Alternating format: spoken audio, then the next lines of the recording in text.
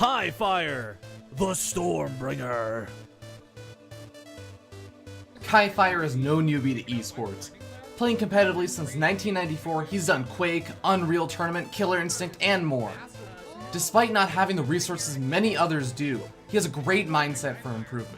If you play like the same person several times, you'll get an essence of how they play. Yeah. Like, let's take Rotterdam, for example. So we met and he's like, the first thing he says is, I'm sorry about those 11 gates with the star gates and all those things.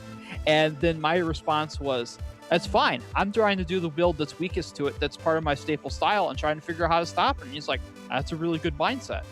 But he's certainly earned his nickname, the Stormbringer.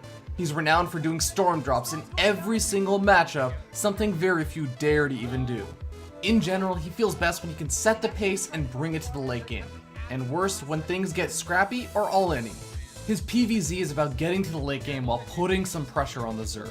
I like playing long, drawn-out macro games, but you can't let them get there unopposed. It revolves around like getting like an early and mid-game pressure or something. I've never figured out how to actually run timing attacks against high-level players. If I can get to 3 bases, I feel confidently I can pretty much take out anybody. And obviously, on the flip side of that, it's my biggest weakness is when people do fancy things and really draw me out of my own game. His Protoss vs Terran is all about the late game while keeping on the pressure.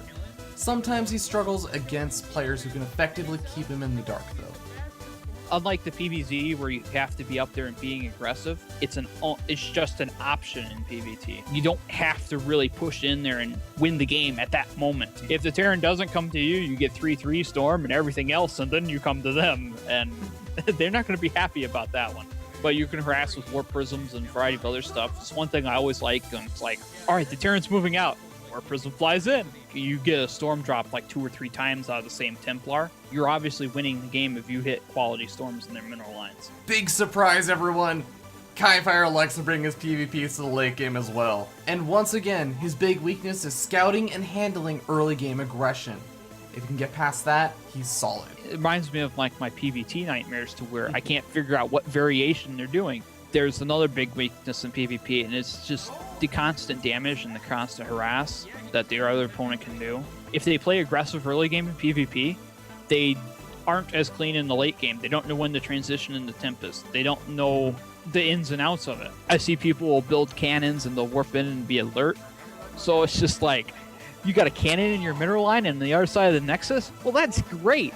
Storms can jump over that and not worry about it. Yay! And that's what you need to know about Kif1re, the Stormbringer. Kif1re just amazing at getting these great engagements.